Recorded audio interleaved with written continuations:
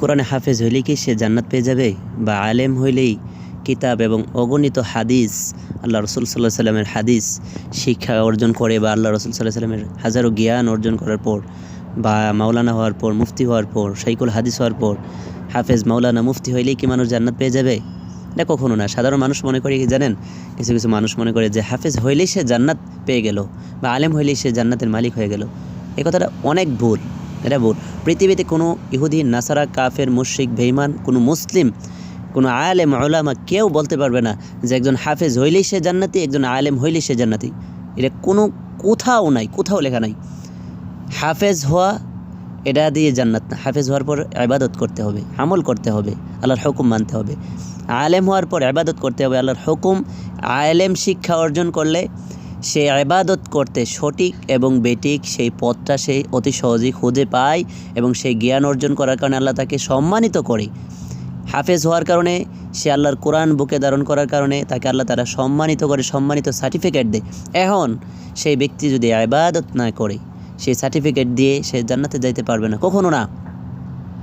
সে যদি বেইনসাফি করে, জুলুম করে, মানুষের হক নষ্ট করে, সে না জিনা করে, তারপরে সে মানুষের যে বিশেষ করে যেগুলা গুনার কাজ সেগুলা সে জড়ায় থাকে, সে হাফেজ হয়েছে, সেই সার্টিফিকেট দিয়ে কি সে জান্নাত পাইবে? কখনো না।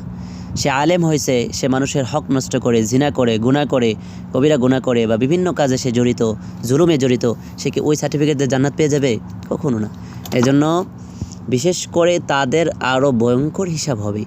এজন্য কিন্তু হাদিসের মধ্যে আসছে যে কিয়ামতের দিন সর্বপ্রথম জাহান্নাম উদ্বোধন করবে 3 শ্রেণী দিয়ে।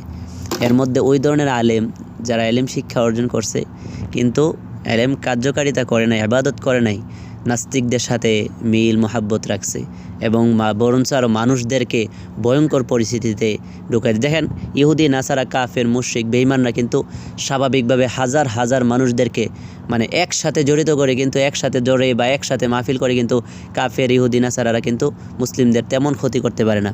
কিন্তু যতটা ক্ষতি একজন বন্ড আলেম, প্রতারক আলেম, জালেম আলেম, যারা ইহুদিদের দালাল, যারা এলেম শিক্ষা অর্জন করার পরেও ইহুদিদের দালাল হয়ে যায়, সমাজের দালাল হয়ে যায়, তারপরে এলেম শিক্ষা অর্জনের পরে আল্লাহর গোলামি না করে মানুষের গোলামি করে, দিন ইসলাম কায়েম না করে দুনিয়া মধ্যে লুটিয়ে পড়ে, ওই সমস্ত জালেম নামক আলেমরা কিন্তু ধরা খাই যাবে। আর ওই আলেমরাই কিন্তু জাহান্নামের মধ্যে প্রথম যখন জাহান্নাম আল্লাহ তাআলা 3 শ্রেণী দিয়ে সেটা উদ্বোধন করবে, এর মধ্যে ওই আলেমরা থাকবে, ওই শহীদরা থাকবে, যেই শহীদরা আল্লাহর সন্তুষ্টির জন্য শহীদ হয় নাই। শহীদ হয়েছে, সে জীবন দিছে, কিন্তু সঠিক কাজে শহীদ হয়েছে, কিন্তু ধরেন আল্লাহর সন্তুষ্টির জন্য না, মানুষকে দেখানোর জন্য, সেই শহীদও কী করবে? জাহান্নামে যাবে।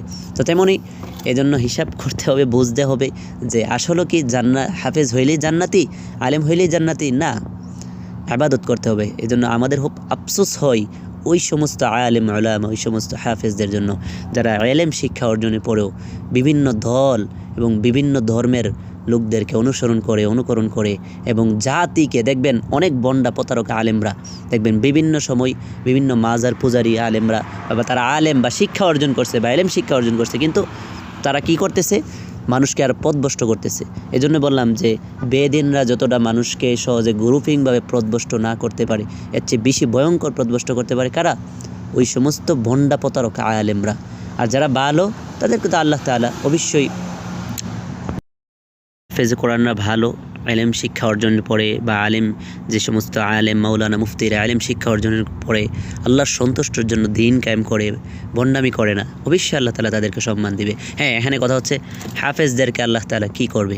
নবীদেরকে যেমন আল্লাহ তাআলা কিয়ামতের ময়দানে অনেক সম্মান দিবে, তেমনি আল্লাহ তাআলা তবে নবীদের মতোই যে তাদেরকে দিবে আমি এটা বলতেছি না। হাফেজে কোরআনদেরকেও আল্লাহ তাআলা হাফেজ হওয়ার কারণে বা আলেম হওয়ার কারণে তাদেরকে আল্লাহ তাআলা কিয়ামতের দিন ওই সার্টিফিকেট গ্রহণ করার কারণে সম্মানিত করবে। তবে কথা হচ্ছে, শর্ত হচ্ছে ইবাদত করতে হবে, ইবাদত করে তারপরে যাইতে হবে। এজন্য যদি ইবাদত না করে তার জাহান্নামে যাইতে হবে শাস্তি হওয়ার পরে, তখন সে হাফেজ হোক আলেম হোক সে জান্নাত যাইতে পারে।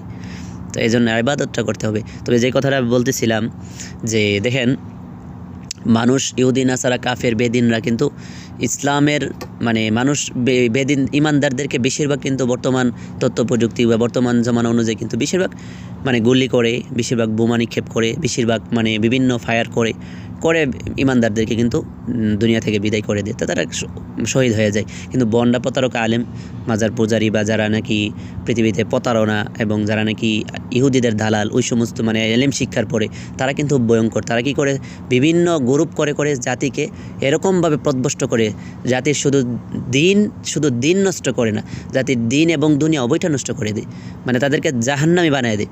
এবং তাদেরকে এরকম কিছু ভুলভাল ইসলাম প্রচার তাদের মধ্যে করে ইহুদি নাসারা বেদিনদের মতো, এবং তাদের কিছু বিষয় তাদের উপরে ধরে তোলে। তখন মানুষরা যে মানে ভুল পথে আছে, ভুল পথে এবাদত করতেছে, ভুল পথে তারা গুনাহ করতেছে ভাবতেছে এটা ইবাদত, শিরিক করতেছে ভাবতেছে এটা ইবাদত, খারাপ কাজ করতেছে ভাবতেছে এটা ইবাদত, ওই সমস্ত বন্ডা জালেম আলেমদের কারণে। তো ওই সমস্ত যারা বন্ডা জালেম আলেম, ওই তাদের যে বক্তগুলা দেখবেন সোজা কিন্তু তওবা করবে না, কারণ তারা গুনাহ করবে, ভাববে কি যে এটাই আমাদের জন্য নেক। তারপরে কিন্তু সাধারণত তাদের সহজে তওবা হবে না, বা সহজে তারা কিন্তু সচরাচর তওবার দিকে আসে না, কারণ তারা মনে করে যে এটাই তার ইবাদত। তাই জন্য আল্লাহ সবসময় দোয়া করবেন যে আল্লাহ তাআলা যেন, আমরাও তো হাফেজ হয়েছি আলহামদুলিল্লাহ, আলেম শিখছি, কিন্তু আমাদের কথা হচ্ছে যে যারা হাফেজ, যারা আলেম, আমাদের ইবাদত করতে হবে। সাধারণ মানুষও তো ইবাদত করতে হবে, কিন্তু এখানে এই বিষয়টাই বুঝতে হবে। আর এই বিষয়টাই যে দেখেন আজকে বিভিন্ন গ্রুপের মধ্যে এই যে ইজতেমার ময়দান নিয়ে আজকে মানুষ সমাধানটা অতি সহজে সাধারণ মানুষ কেন পাইতেছে না? কোন গ্রুপটা হকপন্থী কেন পাইতেছে না? দেখেন কিছু আলেম, হাফেজ, মাওলানা, মুফতি হওয়ার পরও তাদেরকে দুনিয়ার জন্য তাদেরকে এজেন্ট হিসাবে এলেম শিক্ষা অর্জন করছে ভালো মাদ্রাসার মধ্যে, কিন্তু ওই যারা বাতিল বা যারা খারাপ বা যারা ভুল পথে আছে তাদের সাথে তারা হাফেজ, মাওলানা, মুফতি, মুহাদ্দিস, শাইখুল হাদিস হওয়ার পরও কিছু আলেমরা কী করবে?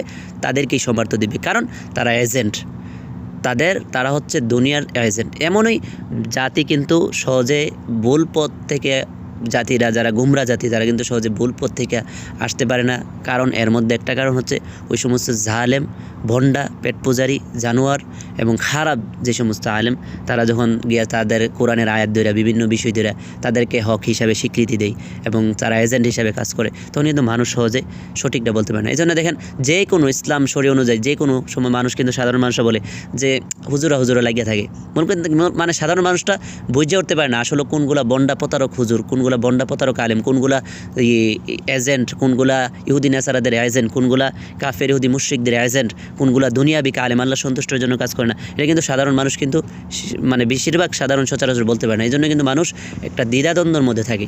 তো যাই হোক, এই কথাগুলোর উদ্দেশ্য হচ্ছে আল্লাহ তাআলা আমাদের সকলকে, বিশেষ করে সাধারণ জনগণকে আল্লাহ তাআলা সঠিক ইলম, কারা সঠিক এবং কারা বেঠিক এগুলো বোঝার তৌফিক আল্লাহ তাআলা সকলকে আল্লাহ তাআলা দান করুক, সে জ্ঞান দান করুক।